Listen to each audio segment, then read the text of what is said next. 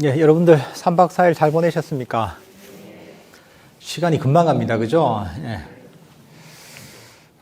정말 그 3박 4일이 너무 짧다는 생각이 듭니다. 그래도 짧은 기간이지만 그래도 좋으셨죠? 그죠? 우리가 이 복잡한 그런 일상을 버리고 오롯이 우리 마음에만 몰두할 수 있는, 집중할 수 있는 이런 시간을 가졌습니다. 사실 이런 시간을 갖기가 참 어렵습니다. 우리가 세속에서는 불가능한 일입니다. 여러분들 이렇게 이 집중 명상 오실 수 있는 것도 다들 이 복들이 많으셔서 이런 또 기회가 되신 겁니다. 명상 기간 동안 명상이 잘 되든 또 명상이 생각한 만큼 안 되든 다들 이 시간을 보낸 것만 해도 여러분들이 많이 발전을 한 겁니다. 본인은 모르겠지만 여러분 집에 돌아가서 명상을 해보면 옛날하고 많이 다를 겁니다. 옛날에는 30분만 해도 다리가 아파가지고 이게 언제 끝나나 시계만 보고 있었는데 이제 이번 집중 명상 끝나고 집에 가서 명상을 하면 30분이 지나니까 시간이 30분밖에 안 됐나 이런 생각이 듭니다. 1시간 하는 것도 어렵지 않게 할 수가 있습니다. 그러니까 여러분들이 지금 혼자서는 이게 사실은 우리가 자신의 한계를 알기 힘듭니다. 본인이 능력이 충분한데도 불구하고 혼자서 명상을 하다 보면 본인의 기존의 습관 때문에 그런 걸 하기 힘듭니다. 근데 이 집중 명상 와서 우리가 함께 이런 수행자 대중들의 힘을 받아서 함께 명상을 하다 보면 이렇게 오랜 시간 또 명상할 수 있습니다. 저희가 제법 오래 했죠, 그죠? 어제, 그제는 좌선 타임만 8번, 그죠? 그리고 걷기 명상도 1시간 해서 보통 이게 스님들 선언에서 아주 하는 정도 수준으로 명상을 한 겁니다. 그것도 결제 기간에. 그러니까 여러분들 다 할 수가 있습니다. 그래서 이제 혼자는 힘들지만 이렇게 집중 명상 기간 동안 이렇게 함께 좀 긴 시간 동안 명상을 하다 보면 내 마음의 번뇌가 사실 많이 가라앉습니다. 여러분들 이 밖에 나가보시면 이런저런 세상들이 되게 시끄럽고 자극적이게 느껴집니다. 야, 이게 참 내 마음하고 너무 다르구나 할 정도로 내 마음은 많이 고요해졌습니다. 그래서 사실 이럴 때가 기회입니다.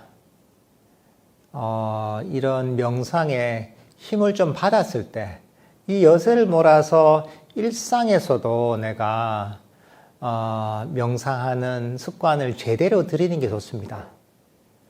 모든 게 마찬가지지만 처음 시작하는 게 힘듭니다. 여러분들이 자전거 같은 거 타잖아요. 자전거 타면 어떻습니까? 처음에 이 출발해서 속도를 내기가 힘듭니다. 그죠? 처음에 힘이 많이 들어갑니다. 그렇지만 속도가 어느 정도 붙으면 그때부터는 힘이 별로 안 들어갑니다. 뭐든지 그래요. 우리 마음도 마찬가지입니다. 우리 마음도 명상을 시작을 해서 속도를 붙이기가 힘듭니다. 그렇지만 어느 정도 내 번뇌가 좀 가라앉고 명상하는 습관이 형성되고 집중 명상처럼 이렇게 해서 번뇌가 좀 엷어진 상태에서는 명상하기 훨씬 쉽습니다. 이럴 때 우리가 이 기존의 그 옛날에 습관대로 돌아가지 말고 새로운 습관을 형성할 필요가 있습니다. 그러면 쉽게 명상을 옛날보다 훨씬 더 충실하게 할 수 있는 좋은 습관을 형성할 수가 있습니다.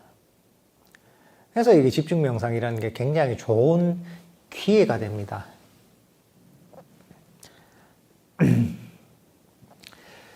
이제 만약에 이제 이렇게 해서 이제 그 집중 명상을 기회로 해서 집에 돌아가서 좀 더 내가 좀 더 제대로, 좀 더 충실하게 명상하는 습관을 들이다 보면 여러분의 명상은 한 단계 또 업그레이드가 되는 겁니다. 아주 좋은 기회입니다.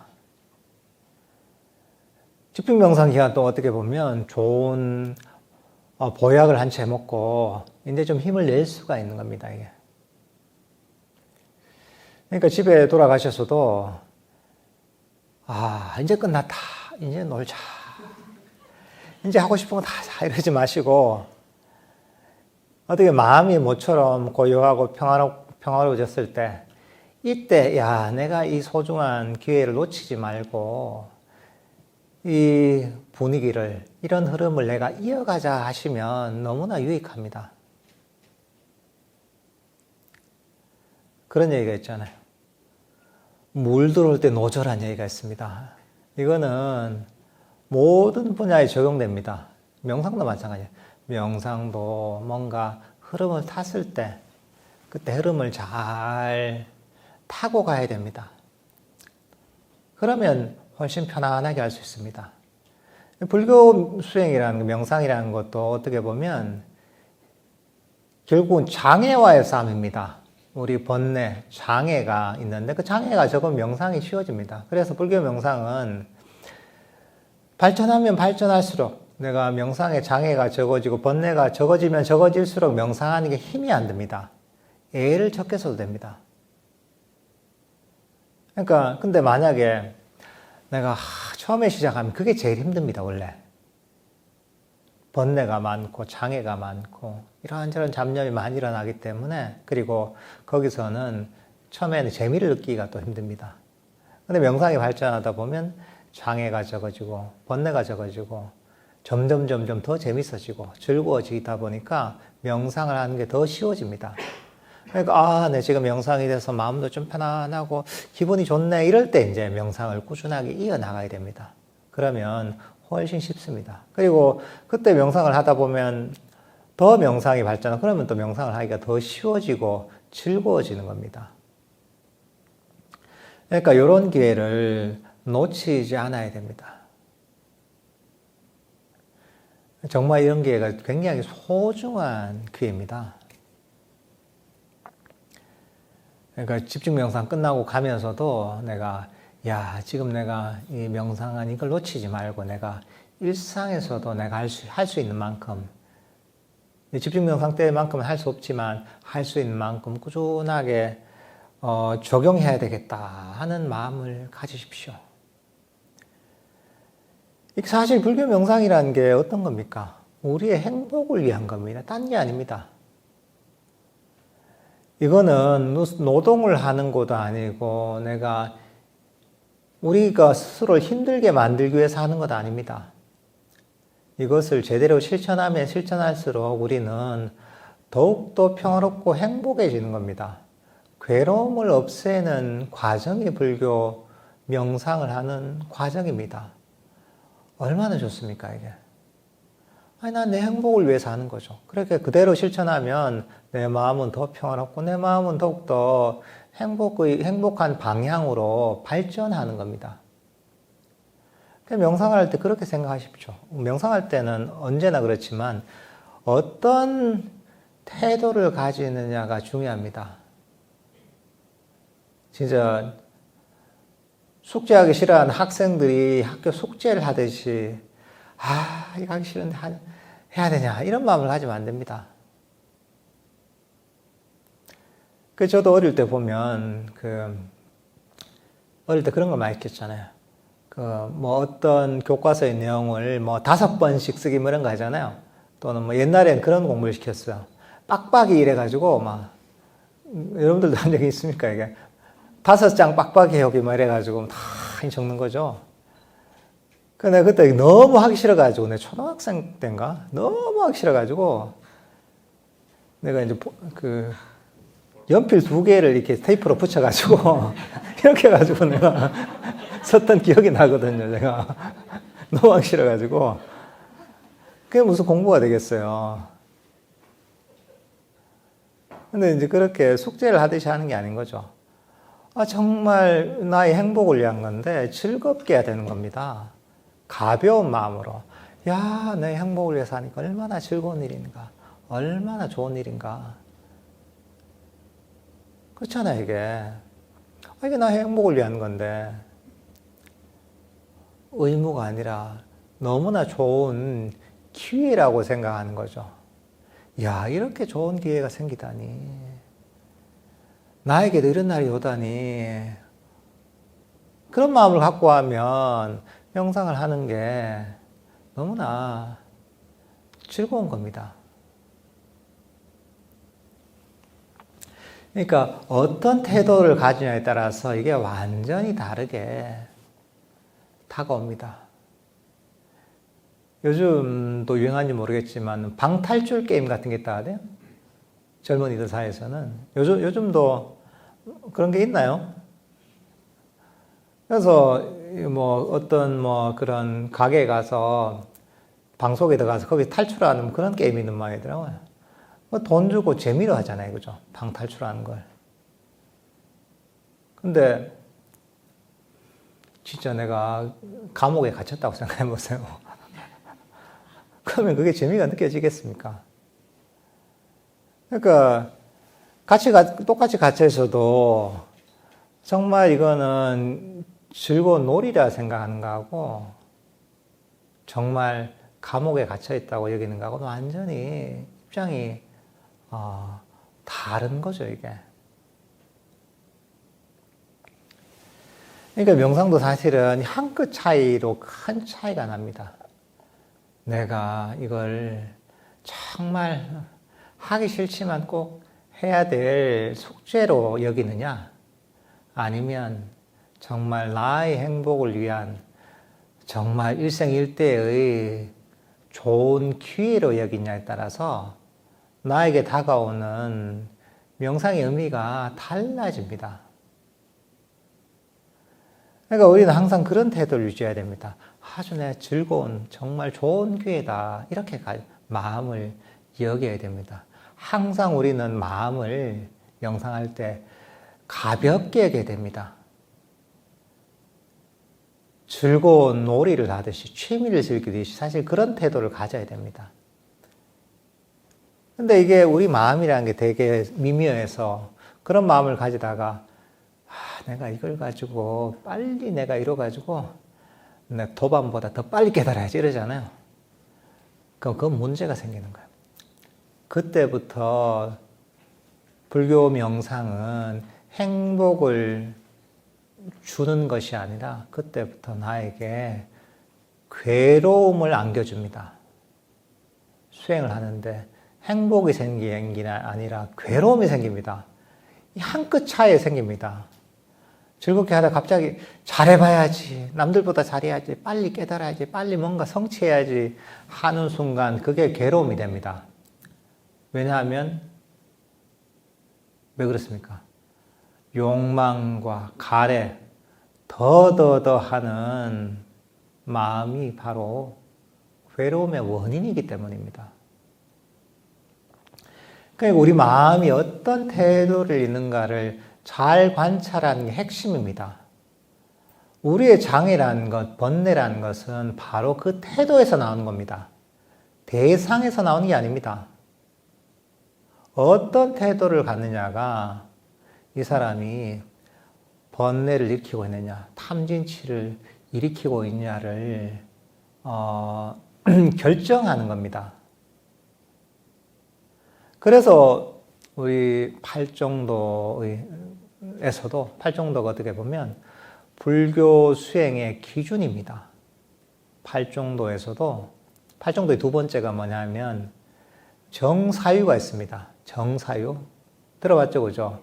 정견, 정사유. 삼마상카파라고 합니다. 삼마상카파. 그러니까 이 팔정도가 불교 수행의 기준이기 때문에 수행할 때는 불교 팔정도를 다 담고 있어야 됩니다. 그 기준에 맞아야 되는 거죠. 근데 두 번째, 정사유, 삼마상카파. 이게 뭐냐? 사실은 사유는 아닙니다. 흔히 이걸 정사유한, 바른 생각, 바른 사유 뭐 이렇게 얘기하거든요. 생각이 아닙니다, 이거는. 어떻게 보면 바른 마음가짐이라고 할 수 있습니다. 바른 마음의 태도입니다. attitude입니다, attitude. 그게 뭐냐? 놓아버리고 부드럽고 친절한 태도를 가지는 겁니다. 그러니까 우리는 수행할 때 욕심을 부려서 얻으려고 하는 게 아니라 놓아버려야 되고 부드럽고 친절한, 어떻게 보면 어제 강의했던 자애로운 마음의 태도를 가지는 겁니다. 이게 두 번째 삼마상카파, 바른 마음가짐의 내용입니다. 이 경전에 나온 내용입니다. 그러니까 우리는 수행할 때 그런 태도를 가지는 겁니다. 그러니까 정말 즐겁고 가치 있는 일을 하는 것처럼 그렇게 욕심이 아니라 수행하는 것들을 즐겁게 받아들이고 자비롭게, 부드럽게, 친절한 태도를 가지고 수행을 해야 되는 겁니다. 욕심을 버리고. 근데 이게 보면 바로 우리가 명상의 장애인 탐진치, 욕망과 불만족, 싫어함과 어리석음을 버리는 방법입니다.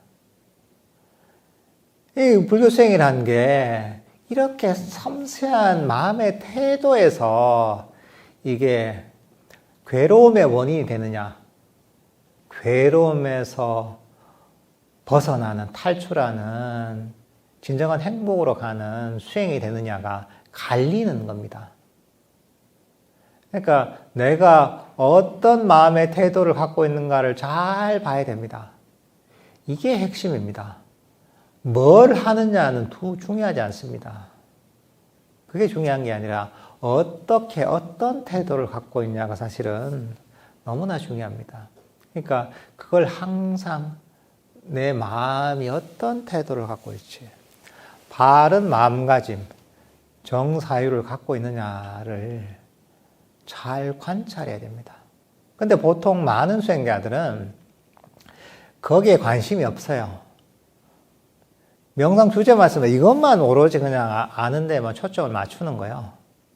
또는 머릿속으로 온갖 이론만 그냥 아는 데만 초점을 맞추는 거예요. 그건 두 번째예요. 어떻게 명상 주제를 알아차리고 어떻게 법을 바라보느냐가 핵심입니다.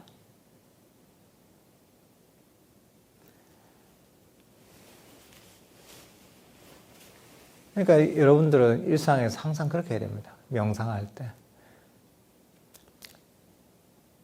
숙제를 하는 게 아니라 정말 즐겁게, 욕심이 아니라 뭐랄까 이제 그 행복을 위해서 그렇게 이제 여러분들은 부드럽고 친절한 마음을 가지고 수행을 하는 거죠. 그러면 마음이 가볍습니다.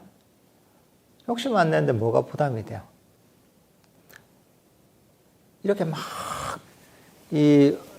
우리가 보통 수행자의 어떤 모습 하면 떠오르는 얼굴이 왠지 느낌이 허리를 꼿꼿하게 펴고 입을 확 다물고 의지에 가득 차서 이렇게 수행하는 그 모습을 떠올리기 쉽습니다. 그게 수행자의 모습이 아닙니다. 수행자는 편안해야 됩니다. 릴렉스가 돼야 됩니다. 그리고 수행자는 내 마음이 친절한 태도를 가져야 됩니다. 내가 이걸 해가지고 다 성취해야지, 얻어야지, 남들은 방해되니까 날 방해하지 마, 이런 식으로 보면 어떻게 보면 이기적이기도 하고 어떻게 보면 너무 집착을 해서는 불교 수행에서는 아무것도 얻을 수 없습니다. 그런 태도는 나의 에고를 키우고 번뇌를 키우고 수행과 정반대로 가는 길입니다. 그러니까 내 몸도 항상 살펴봐야 돼요. 내가 주먹을 불끈 쥐면서 내가 움켜쥐면서 긴장하면서 수행하고 있냐? 그럼 문제가 있는 겁니다. 그러면 몸의 긴장도 풀고 주먹도 풀고 릴렉스 하면서 편안한 마음으로 욕심을 버린 자비로운 마음을 가지고 수행을 해야 되는 거죠. 그래서 자기한테 물어봐야 됩니다. 내가 지금 이 순간에 수행하는데 평화를 품고서 내가 수행을 하고 있는가? 내 가슴에는 평화가 있는가? 이걸 물어봐야 됩니다. 그게 아니라 평화가 아니라 조금이라도 더 얻으려고 하는 마음이 있다면 내가 잘못된 마음의 태도를 갖고 있구나 하고서 자기를 가르쳐야 됩니다. 근데 우리는 사실은 이 불교 수행이라는 것은 생각만 계속 하다 보면 결코 발전할 수 없습니다. 고민을 많이 안 해도 됩니다. 고민 많이 하지 마세요. 고민하다 보면 별의별 생각이 다 듭니다. 야, 내가 잘할 수 있을까? 난 이런데, 야, 이 정도 가지고 되겠나? 내가 옛날엔 잘 됐는데 지금은 되겠나? 미래는 어떻게 될까? 온갖 생각이 납니다. 근데 그건 뭐냐면 그냥 번낼 뿐입니다. 그리고 그렇게 하면 왠지 수행이 힘들게 느껴지고 잘 안 하게 됩니다, 결국은. 불교 수행 그냥 하면 됩니다. 하면 완전히 달라집니다. 그냥 하는 겁니다. 시간이 하면, 그냥 병대로 하지 뭐. 하다 보면 생각보다 어렵지 않습니다. 그리고 내 마음이라는 것은 지금 이 상태에 머물러 있는 게 아닙니다. 그래서 내가 지금 마음이 너무 이런 상태인데 내가 수행해서 되겠냐 이런 생각 안 해도 됩니다. 이 마음이 처음 상태로 고정되게 머물러 있다면 그렇겠지만 수행을 하면 계속 발전하는 겁니다. 지금의 이해가 수행을 한 상태의 이해가 달라집니다. 지금의 마음 챙김과 수행을 꾸준하게 하면서 마음 챙김의 상태는 달라집니다. 지금의 지혜 수준과 수행을 해서 변화한 지혜 수준은 비교할 수 없을 정도의 차이가 납니다. 그러니까 내가 지금의 판단과 지금의 안목으로는 내가 실제로 수행했을 때의 안목을 이해할 수 없습니다. 그러니까 지금은 이런저런 고민할 필요가 없습니다. 그냥 하는 겁니다. 그러니까 우리가 과거도 생각하고 내가 어떤 사람인지 과거 생각하는 거죠.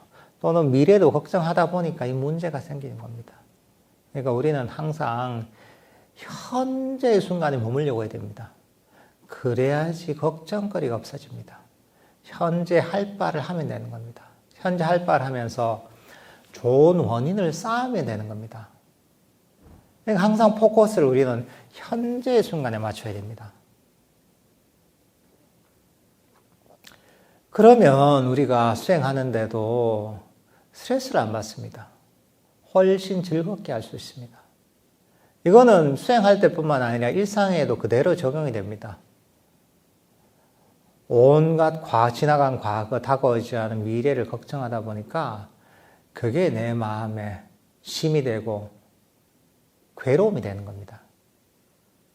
그러니까 수행할 때나 일상에서나 과거도 버리고 미래도 버리고 현재의 순간에 할 바를 하면 되는 겁니다. 그러면 훨씬 가벼운 마음으로 여러분이 수행할 수 있고 훨씬 가벼운 마음으로 일상을 살아갈 수가 있습니다. 그러니까 여러분께서도 이렇게 가벼운 마음으로 즐겁게 명상을 하시면 됩니다. 부처님이 무슨 억하심정이 있으셔가지고 우리한테 괴로움을 안겨주려고 이런 걸 가르치셨겠어요? 그게 아닙니다. 다 잘 되라고 하는 겁니다. 어떻게 잘 되라고? 괴로움에서 벗어나는 비법을 가르쳐 준 겁니다. 요즘 그런 강사 중에 최고의 강사를 일타 강사를 하잖아요. 그 부처님이 괴로움에서 벗어나는 비법을 가르쳐 주시는 일타 강사인 겁니다. 일타 강사가 그것도 강의한 걸 제가 그중 핵심만 줄였습니다. 제가 일타 강사의 가르침을 내가 요약한 겁니다. 그러니까 얼마나 귀한 겁니까? 인류 지혜의 정수가 이렇게 담겨 있습니다.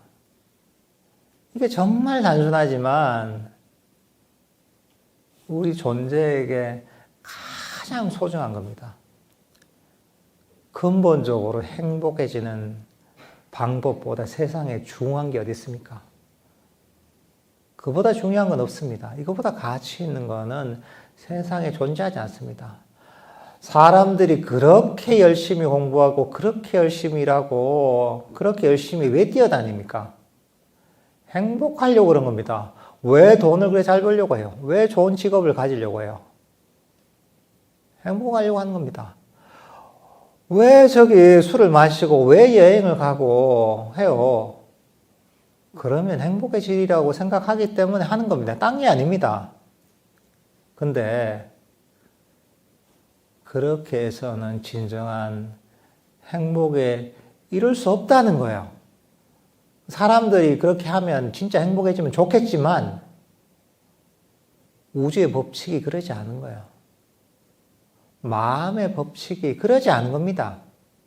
자연의 법칙인 겁니다. 그거는. 그렇게 해서 근본적으로 행복해질 수 없다는 것이 사람들은 잘 모르고 있지만 자연의 법칙인 거예요. 그게. 근데 부처님께서는 진정한 행복에 이르는 우주의 법칙, 자연의 법칙을 가르쳐 준 겁니다. 그걸 어떻게 실천하는가 그 방법을 가르쳐 주신 겁니다.